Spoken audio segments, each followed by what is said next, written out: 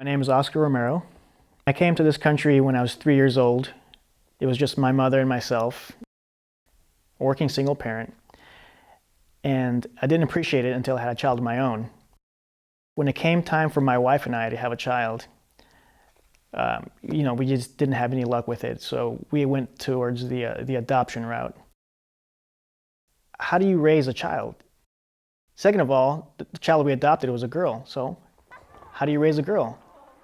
I thought about all the influences that girls are exposed to through the media, their peers. So how am I supposed to guide my daughter through that and give her choices?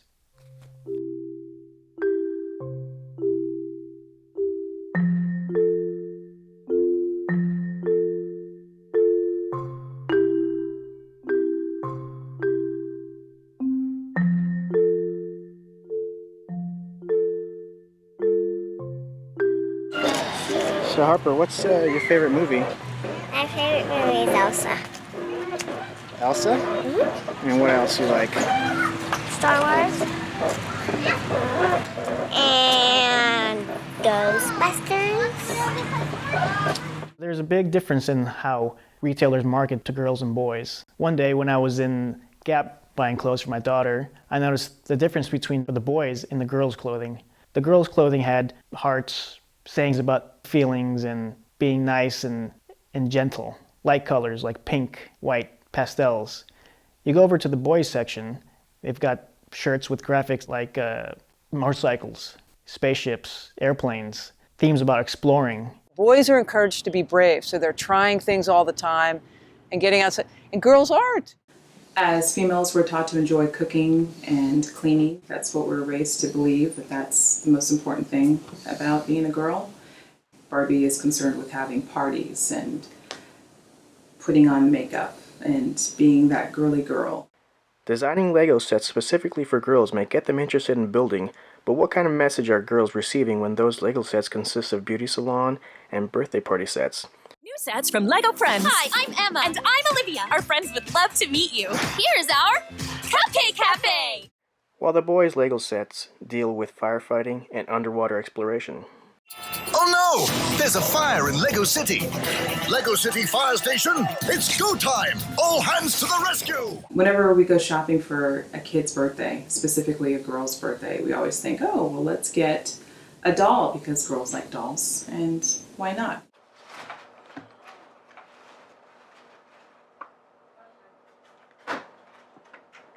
Who's that? R2-D2 already know. How do you do this again, Danny? Where's R2-D2 from? From stars. In a New York Times article published August 12, 2015, titled, How Gender-Specific Toys Can Negatively Impact a Child's Development, the author Alice Robb notes that by the mid-1990s, gender advertising had returned to 1950s levels and continued to grow in the 2000s. In the 1950s, children were inundated with images of boys with guns and girls with dolls. The themes that are presented in ads for boys deal with activities that require bravery and problem solving. But don't girls need to practice bravery as well? It's different for girls.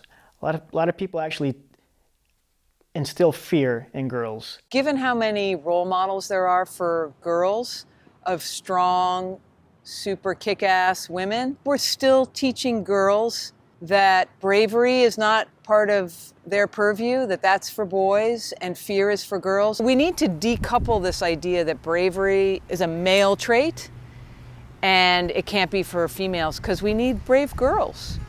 History is rich with women that have refused to conform to the general notion of what a woman should be.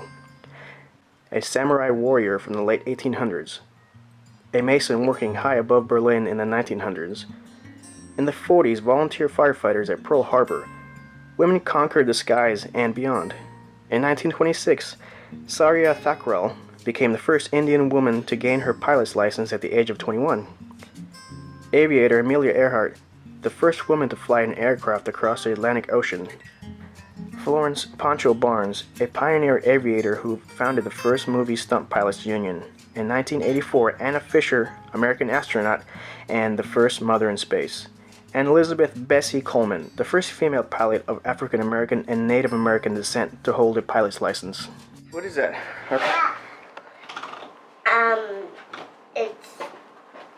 It's a robot that rolls around the dirt.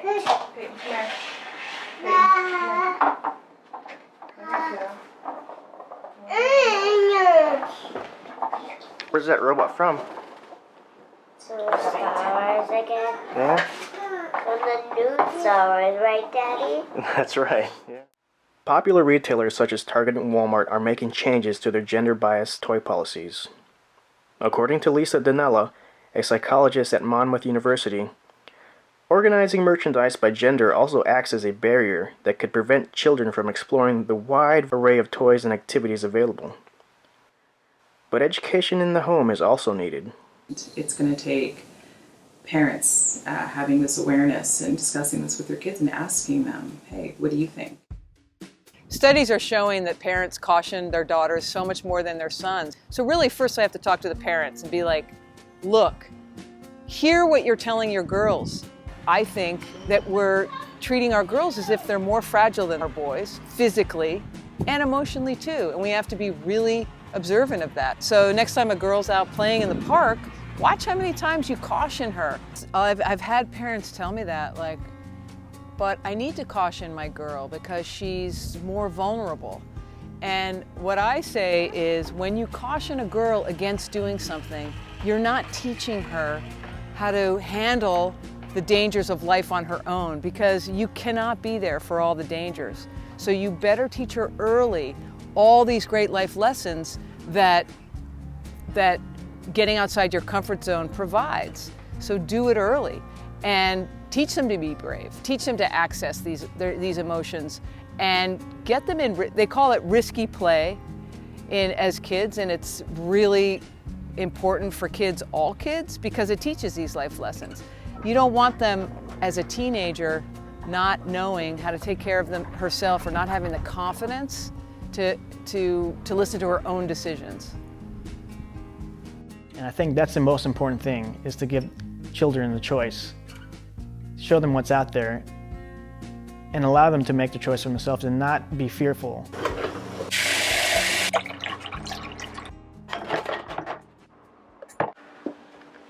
And you make some new friends today? Meet some new teachers? We ready to walk out the door? Got your backpack ready? Okay. So how do you raise a girl? Well, I found that you raise a girl just like you do a boy. They both have fears that need to be faced and overcome. They want to belong but have a desire for autonomy.